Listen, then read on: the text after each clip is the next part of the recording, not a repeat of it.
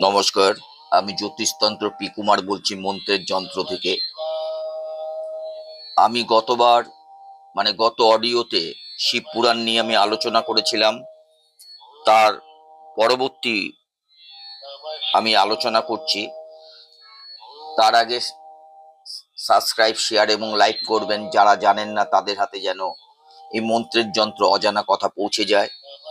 আমি গতবার বলেছিলাম দক্ষিণামুক্তি মন্ত্র শ্রবণ এবং দর্শন করলেন।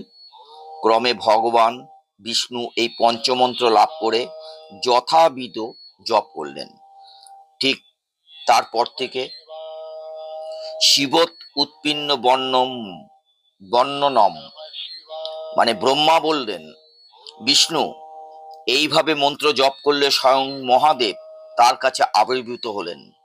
তারপর প্রসন্ন চিত্তে স্বীয় স্বরূপ নিগম অর্থাৎ বহুবিধ মন্ত্র ও ক্রিয়াযুক্ত বেদ প্রদান করলেন। হে মহামুনে, মহাদেব সকল বিদ্যার নিধি ও সর্ববিদ্যার ঈশ্বর। বিষ্ণু স্বয়ং মহাদেবের কাছ থেকে বেদ গ্রহণ করে সেই বেদ আমাকে দেন।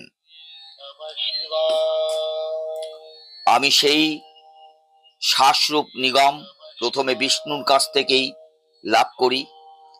অনন্তর পুনরায় মহাদেব পরমাত্মা বিষ্ণুকে নিজের জ্ঞানরূপ রহস্য অর্থাৎ উপনিষদ প্রদান করেছিলেন।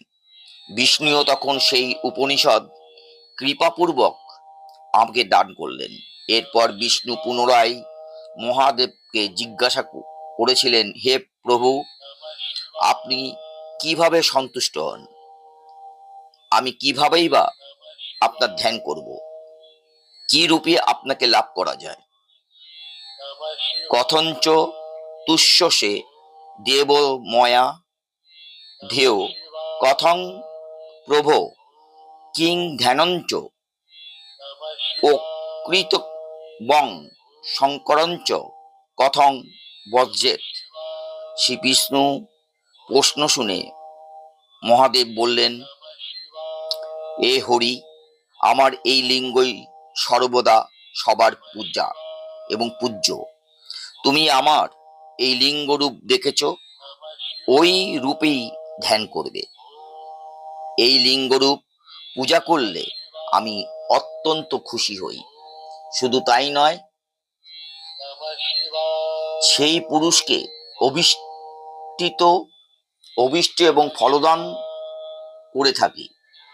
কোনো মানুষ তার দুঃখের দিনে আমার এই লিঙ্গরূপ পূজা করলে অনায়াসে তার দুঃখ দূর হবে।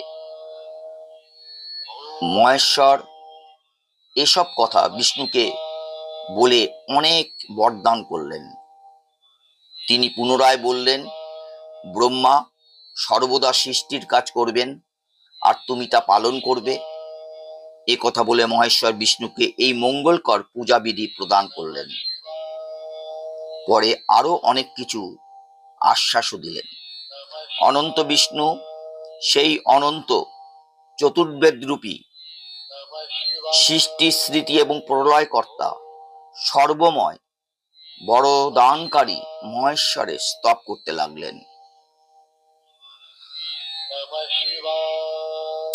একাক্ষা রূপে অকার ও উকার স্বরূপ আত্মরূপী আদিদেব,